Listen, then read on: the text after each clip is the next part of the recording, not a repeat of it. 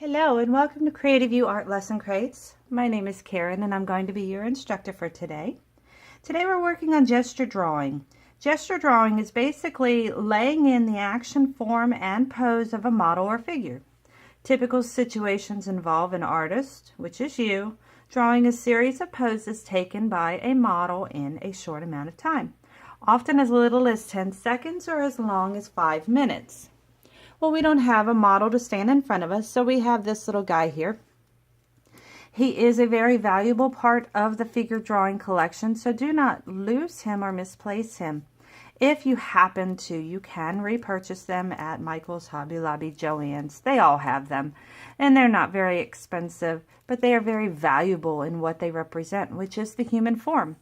Now, please remember, this is the average human form. Yes, I know people come in all shapes and sizes. Some of us are a little more rounded than others. This is just the average adult.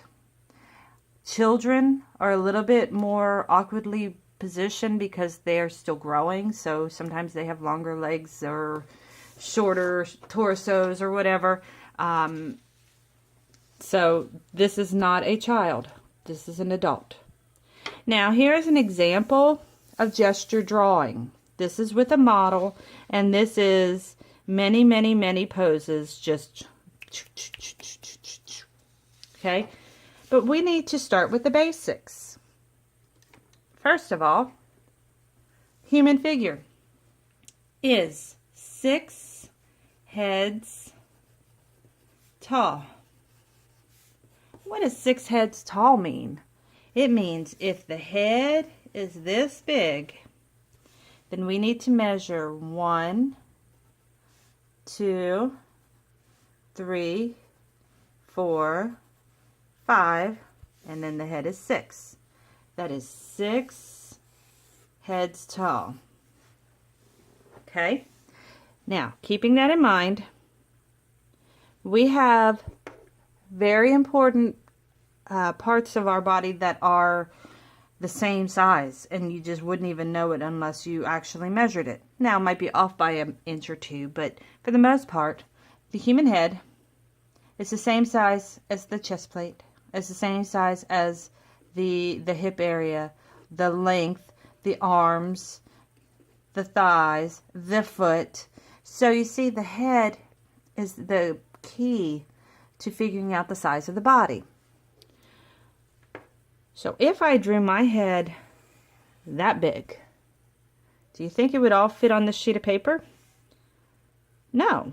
1, 2, 3, and off. So I would get 1, 2, 3, about to the hip. A little bit of the, the sides of the hip. And that's it. So when you are drawing, you need to be conscious of how you're going to pose your people. Are you going to draw them teeny tiny? Then you're going to need 1, 2, 3, 4, 5, 6. You need them to be about that big. Give them a little neck, shoulders, body, hips, legs. Now if they're this large, you got a neck, shoulders, arms, waist, part of the hips. So you see the difference? It all depends on the size that you're going for.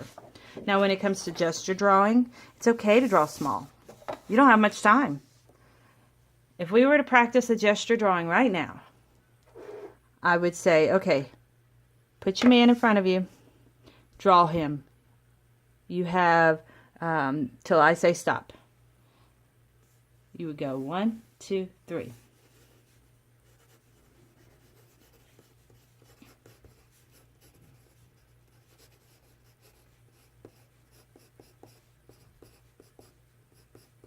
And stop. So A, I did not finish. B, my proportions are incorrect. But watch what happens the more and more you practice, the more and more it starts looking like your artist form. And then once you get really good at them, Then you switch to people. If you have a child or a friend or a cousin or a husband who can pose for you every 10 seconds, changes poses, and you just sit there and keep drawing them. That is excellent, excellent practice. So what we're going to do is we're going to create a gesture drawing. Not quite as advanced as this, because this is taken of humans. So we have actual breasts and flesh on the hips and things like that. We're going to work with our wooden man. So he's going to be a little more firm, solid. He does not have a rear end or anything. He pretty much looks almost the same front and back, except for the fact that the chest plate kicks up a little bit more and the feet don't face the back. So we're going to start by getting your pencil nice and sharpened and ready for the practice. And we're going to time it. Whenever I say stop, you will lift your pencil, you will repose your guy, and you will continue on to the next part. All right, are we ready? Get your pencil out, your paper out. If you're not ready, go ahead and pause the video now and get your supplies ready. And begin.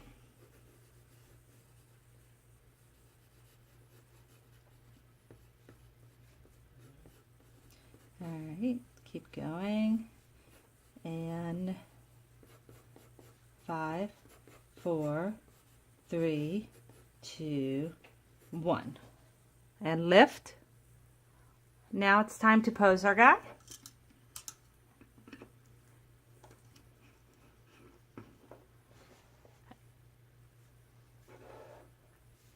And 3, 2, 1.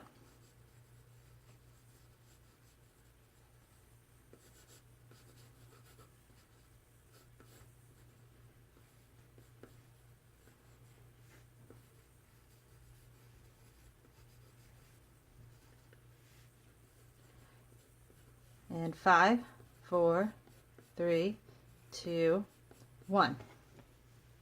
Now this one got me stuck up a little bit because the head is at an awkward angle, and so it threw me off. Even though I posed it, it just didn't want to come out correct.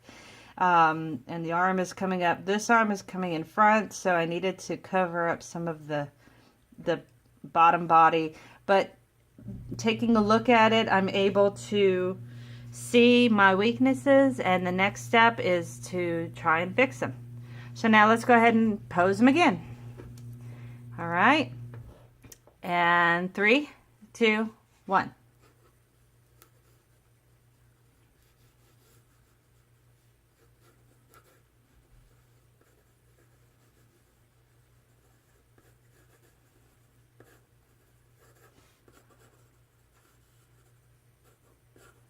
And 5, 4, 3, 2, 1. All right, so he's getting a little bit better. I'm noticing that my lines are becoming more connected, and it's helping me get a little bit faster, and it's also connecting things a little bit better, and I'm getting a little bit more confident in my my sizing. Now you might have noticed I did my head and then I drew a line, and that's because my guy has his arms straight across, so I was using that as a guide. I mean, the human form, if you really think about it, is just a stick figure. The only thing is, it's outlined.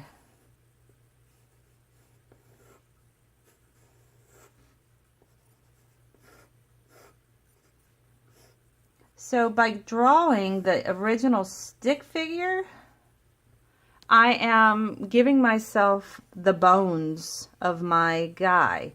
It's the guidance for me. So I want you to practice that several more times. And then we're going to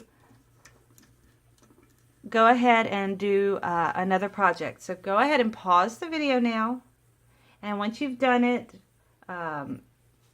let's say 10 times, 10 poses on the same sheet of paper. It's okay if they overlap. It's up to you. Once you get 10 of them done, we will start the video again and we'll do the next part of the project. Okay, so now I have drawn my gesture mannequin 10 times. 1, 2, 3, 4, 5, 6, 7, 8, 9, 10. I did have to overlap. I did have to change the poses to where they kind of squatted in there a little bit. But for the most part, I think he's really kind of cool. So that is an excellent exercise. Now we're going to do another one, but this time we're going to do it on good paper. And we're going to take it to the next level by decorating them. So get out your watercolor paper. Watercolor paper is important because we're going to watercolor this guy and we don't want your paper to rot away. So we're going to start with our guy in whatever pose you want him to be in. And make sure that you draw him right, because if he is in an awkward position, he's going to look strange. So don't try and rush it. That's what I'm trying to get at. By rushing, you're going to mess him up. Try and get your proportions just right.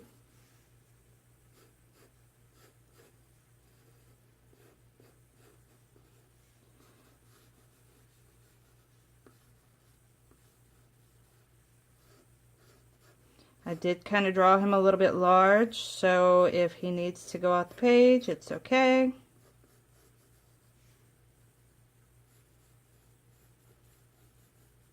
And there we go. So now what I'm going to do, you don't have to do this part, but I like to. I'm going to use my torch, and I'm just going to blend those lines in. It just makes them a little more shaded.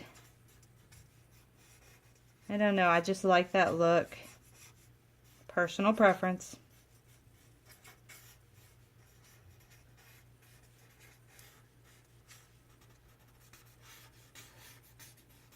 Okay, so now we're going to fill him with watercolor, but instead of filling him, we're going to do the negative space. The negative space is the background. It's everything that is not the main object. So we're going to fill him in. Just that simple. Now with watercolors, you will need a water source, and you will need a napkin just in case you spill, but you do not need to dry your brush off during the use because watercolors are just that, they're wet. Alright you guys, on the next video we'll show the sped up version of me filling in the negative space. So feel free to take a look at what I've done. When you are all done, completely done, make sure that you sign your artwork, and you may even want to date it. Of course I'm writing November. We're going to put December because yeah, I totally blanked out on the date, but 2016, even though it's November. All right, you guys, well, you guys have a wonderful day. Check out the next video of the sped up version of me filling this little guy in. He'll look really cool when you're done. And also feel free to make him go a couple extra steps by throwing in some permanent marker lines or a little bit of glitter, whatever you want to do. All right, have a great day, and we'll see you next time.